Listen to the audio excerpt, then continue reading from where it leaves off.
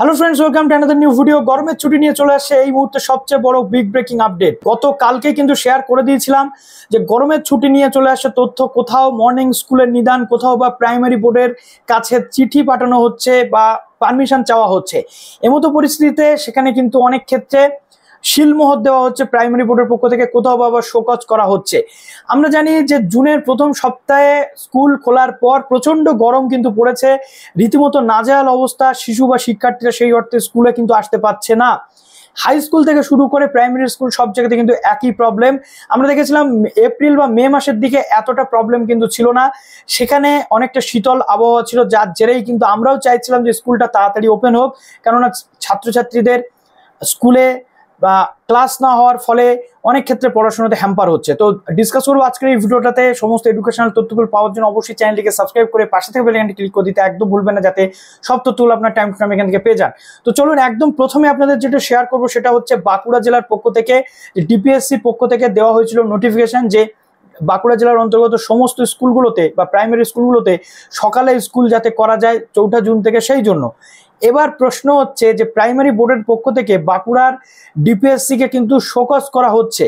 তার কারণ, প্রাইমারি বোর্ডের কোনো অনুমতি ছাড়া কিভাবে কোনো ডিপিএসসি নিজস্বভাবে স্কুলের সময়ের পরিবর্তন ঘটাতে পারে, এটা নিয়ে উঠছিল প্রশ্ন এবং এটা নিয়ে তৈরি হচ্ছিল বিতর্ক, যার ফলে প্রাইমারি বোর্ডের পক্ষ থেকে কড়া পদক্ষেপ কিন্তু নেওয়া হচ্ছে বাঁকুড়ার ডিপিএসসির পক্ষ থেকে। উল্টো দিকে আমরা যদি দেখি যে পূর্ব মেদিনীপুরের পক্ষ থেকে যেটা শেয়ার করেছিলাম যে প্রাইমারি বোর্ডের কাছে অনুমতি নেওয়া হচ্ছিল, অনুমতি চেয়ে চিঠি দেওয়া হয়েছিল ডিপিএসসি চেয়ারম্যানের পক্ষ থেকে যে আমরা আমাদের ডিস্ট্রিক্টে এই গরমের জন্য সমস্ত স্কুলগুলোতে সকালবেলা স্কুল যাতে করানো যায় তার জন্য অনুমতি চাইছি। অবশেষে আমরা দেখতে পাচ্ছি যে 3 জুনে প্রচণ্ড গরমের কারণে বুধবার থেকে অর্থাৎ আজকে থেকে পূর্ব মেদিনীপুর জেলায় সকালে প্রাইমারি স্কুলে কিন্তু ক্লাস হতে চলেছে।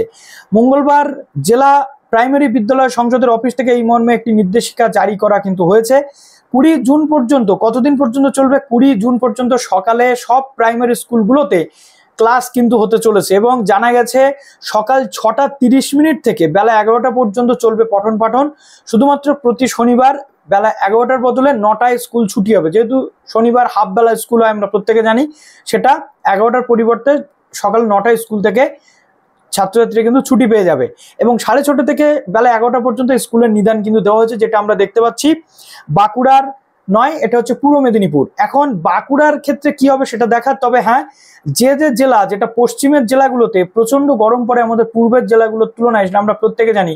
যদিও এখন পূর্ব পশ্চিম উভয় জায়গাতেই হিউজ পরিমাণ গরম কিন্তু পড়ছে এবং কবে আবহাওয়ার পরিবর্তন হবে সেটা নিয়ে কোনো তথ্য নেই। মৌসুমি বায়ু উত্তরে তাণ্ডব কিন্তু মাচাচ্ছে, কিন্তু আমাদের দক্ষিণের জেলাগুলোতে মৌসুমি বায়ুর কিন্তু সেই প্রভাব দেখা যাচ্ছে না।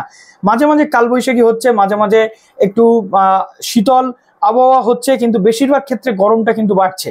তো এমতো পরিস্থিতিতে রাজ্যের শিক্ষা দপ্তর কি বলছে সেটা পরবর্তী ক্ষেত্রে আমরা দেখব। এভাবে মর্নিং স্কুল হবে নাকি আবারও স্কুলে ছুটি পড়তে পারে, সেটাই সবচেয়ে বড় প্রশ্ন উঠে যাচ্ছে এই মুহূর্তে। তো আপনাদের কি মনে হচ্ছে কমেন্ট সেকশনে জানান। ভালো থাকবেন সবাই, বেস্ট অফ লাক।